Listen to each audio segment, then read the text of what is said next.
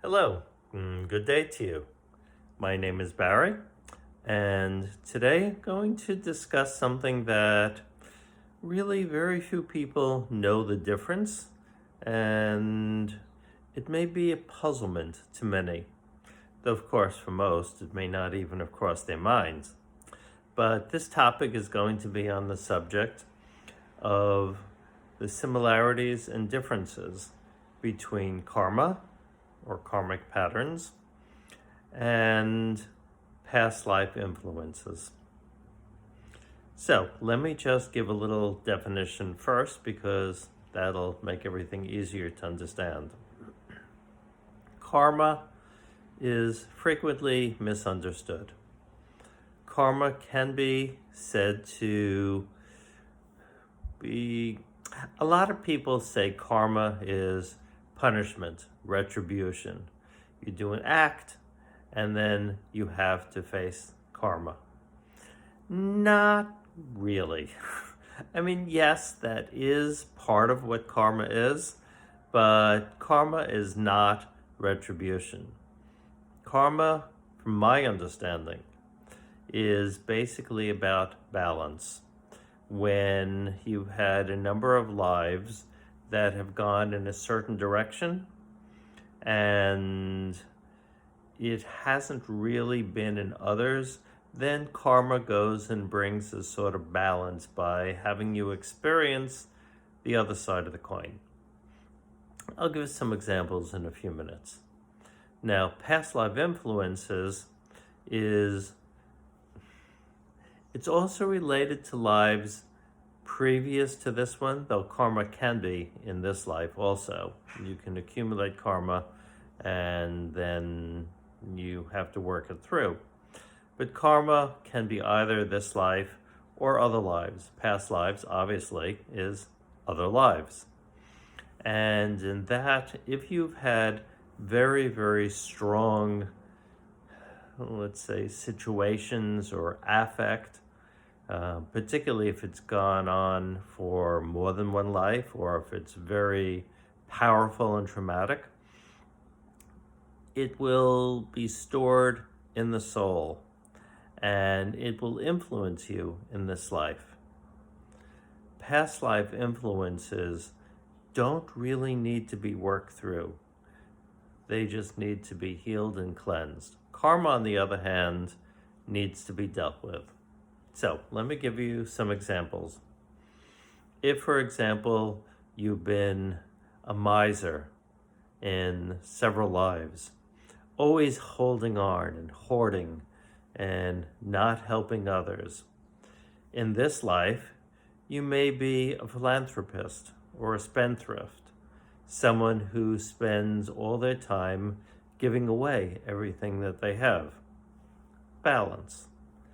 Karma also is frequently something that needs to be worked through. If you've had, for example, and I've encountered this many times with clients, let's say in past lives they were a male or a female who had a position of power and took advantage of it sexually or just through commanding, humbling their servants, making them do things and treating them very, very poorly. In this life, it's the balance. So if they were very sexually dominant in several lives, in this life they may be sexually subservient or very sexually humble. The same thing, someone who's rich and powerful in several lives. Well, in this life, they going to need to have a balance where they're not particularly rich. They don't have a lot of power. They are more subservient. It's not that they have a price to pay. It's that there needs to be a sense of energetic balance and harmony in the system so that a dominant pattern becomes softened by present day experiences. And through that, the soul then grows because it learns how to maintain that sense of dominance and power, but at the same time, it also learns how to have subservience and quietude, humility, being humble in life. And that sort of balances out. And once you work it through, assuming you do work it through, then the karmic pattern no longer exists. It gets neutralized. And if you're a very poor person or very subservient, you can attain more affluence. You can connect with your own power better. Same thing if you were sexually dominant and very subservient in this life, you can become ultimately more assertive and more whole in that department. So it doesn't go on for a whole life. But on the other hand, if you don't work it through, or if it's something that you rage against all the time, why do I have to be? Why? You may not be learning your lessons.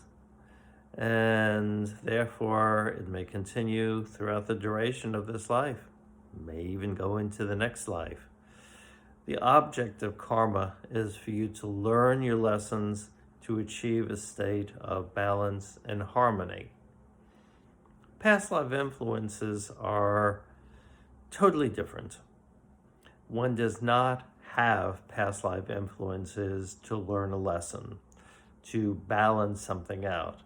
It's just that if there's an aspect where it has been very dominant in certain lives before the prior incarnation, I just want to say I'm using it in a linear sense, but in reality, time doesn't exist and there is no linear sense. So the lives that I'm calling past lives may actually have occurred in the future, but I won't get into that because that's too confusing. If you have any questions, feel free to write me. But what I'm saying is that if you have a dominant influence, then it will simply continue to influence you in the way that you are. It doesn't need balancing. It doesn't need releasing, in the sense that it doesn't have to be worked through. It's just still going to be operating. So for that, you need to really go within. And for that, getting some outside help is very useful. Karma is something you just live and do. Past life influences you can connect with. And then once you connect, sometimes it's on the level of personality, many times it's on the level of the soul. So you need a guide, a therapist who is capable of working on a soul level, which unfortunately most therapists, they don't exactly teach that in graduate school. So you have to learn how to do that on your own. But then the therapist or professional healer can help you to connect with the pattern that's stored in your soul or stored in your body and let it go. And then the pattern will no longer have influence on you. Both of these concepts can occur simultaneously, and it doesn't necessarily mean that an area that has past life influences won't also have karmic influences. Because let's give an example. You were of a warrior tribe, and you were a warrior. You do what warriors do. You go in, you rape women, steal from men, kill men, pillage villages, depending, of course, when it is, but hasn't changed all that much in modern times. In fact, the barbarity sometimes is even worse. There's not a lot of code of ethics in war anymore. Anyway, if you did that in a previous life, you'll probably have past life influences where perhaps you want to continue to be very aggressive, very hostile. You feel it's your right to take whatever you want. You feel it's your right to use and abuse sexual partners. and that definitely needs to be cleared out. On the other hand, there can be karmic influence, which basically says, okay, you used this position of power and you abused it. So now you're going to have to learn what it's like to be powerless, to be the one who's taken advantage of, in order to balance out the patterns that you carry in your soul. Related, but very different. Karmic, as I said, has to be worked through. Past life influences, if you find the right person, can just be removed. So, I hope this little discussion has been of interest to you. And my name is Barry Naroff. If you want to read more about me, I have a webpage called Birthright Therapy, or you can write me directly at barry@birthrighttherapy.com. Feel free to write in the comment section any questions, critiques, etc.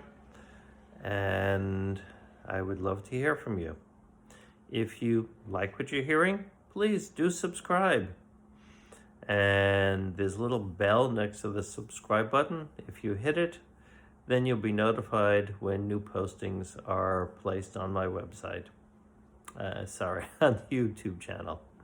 I'm also on Facebook under Barry Naroff. So, thank you so much, and until the next time. Ta-ta.